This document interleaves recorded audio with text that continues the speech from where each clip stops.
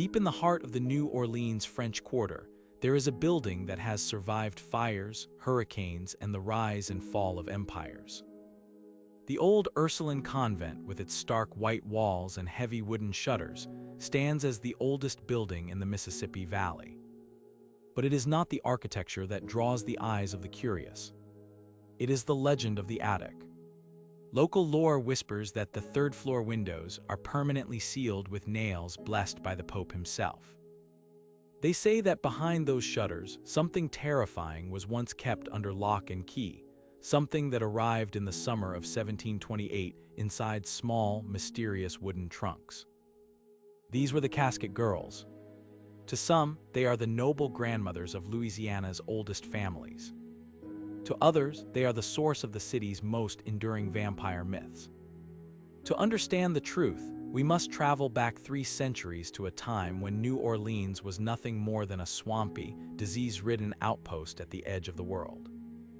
In the early 1700s, the French colony of Louisiana was a failing experiment. It was a place of heat, mosquitoes, and hardship. The men who lived there, soldiers, trappers, and explorers, were often described by French officials as a lawless and rowdy bunch. King Louis XV realized that if his colony was to survive, it needed stability. It needed families. But few respectable women in France were willing to cross the Atlantic to live in a mosquito-infested swamp. The first attempt to solve this problem was a disaster. The government began clearing out its prisons and poorhouses, sending women of questionable character to the New World. This only added to the chaos. The men of the colony didn't want wives who were forced into exile. They wanted women of virtue, women who could build a moral foundation for a new society. This led to the birth of the filles à la Cassette, or the girls of the casket. Unlike the prisoners who came before them, these were young women of good character, often from middle-class families or orphan daughters of the nobility. They were recruited by the church and the crown, promised a new life and a dowry in the New World. Each girl was given a small wooden chest, known as a cassette. These chests contained their entire earthly belongings. A few sets of clothes, some linen, and perhaps a small memento from the home they would never see again. When the ship the Loire pulled into the New Orleans levee in 1728, the sight of these young women carrying their rectangular wooden boxes sparked the imaginations of the locals. In French, cassette means a small chest, but over time, as the story was retold in English-speaking New Orleans, the word was mistranslated. Cassette became casket, and in a city with a flair for the macabre, a girl arriving with a casket was a story too good to ignore. Upon their arrival, the girls were placed under the strict protection of the Ursuline nuns. The sisters were tasked with guarding the girls' virtue until suitable husbands could be found. This meant the girls were kept in the convent's attic, away from the prying eyes of the rough men of the colony. This isolation is where the darker side of the legend took root. According to the myths, when the girls opened their caskets, they were empty. The boxes hadn't carried clothes. They had carried the undead.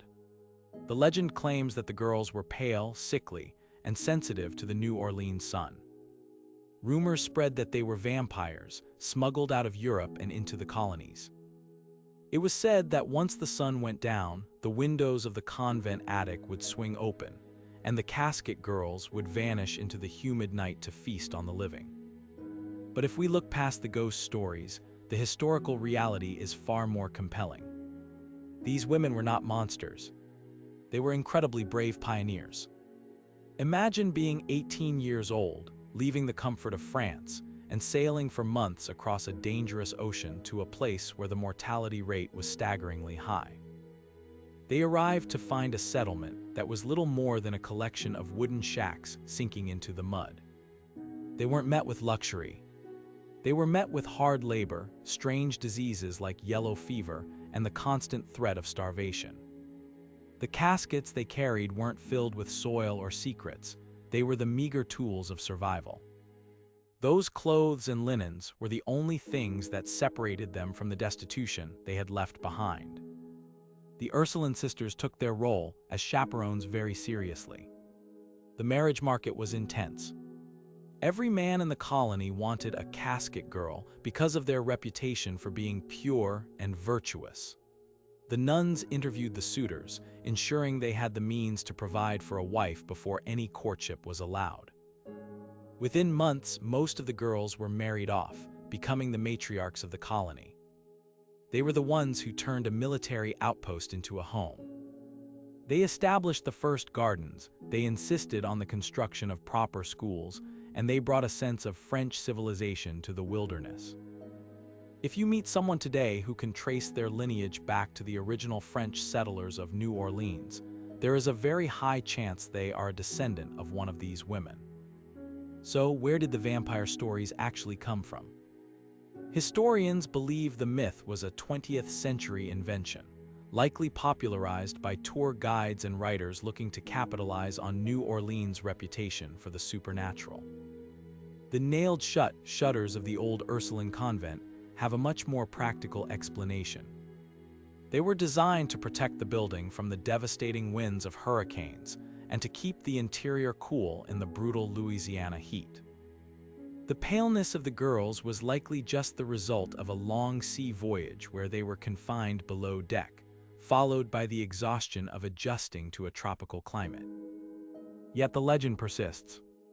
In the 1970s, two amateur reporters allegedly climbed over the convent walls to investigate the attic. The story goes that they were found the next morning on the doorstep, their bodies drained of blood.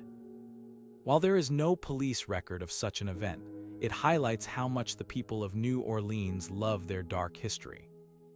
The Casket Girls have become a permanent fixture of the city's shadow side, standing alongside Marie Laveau and the ghosts of the Lalaurie mansion. But perhaps the true magic of the Casket Girls isn't in the supernatural, but in their resilience. These women were sent to a place that was essentially a death sentence for many. They were used as pawns in a geopolitical game between France and Spain, shipped across the world to act as stabilizers for a failing colony.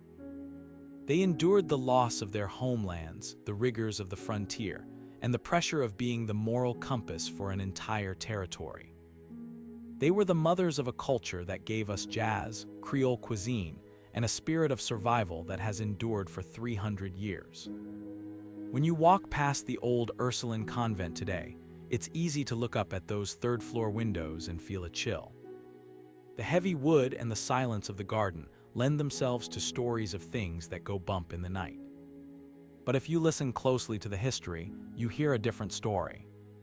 You hear the rustle of linen, the clicking of a trunk's latch, and the voices of young women who were brave enough to face the unknown. They didn't bring death in their caskets. They brought the future.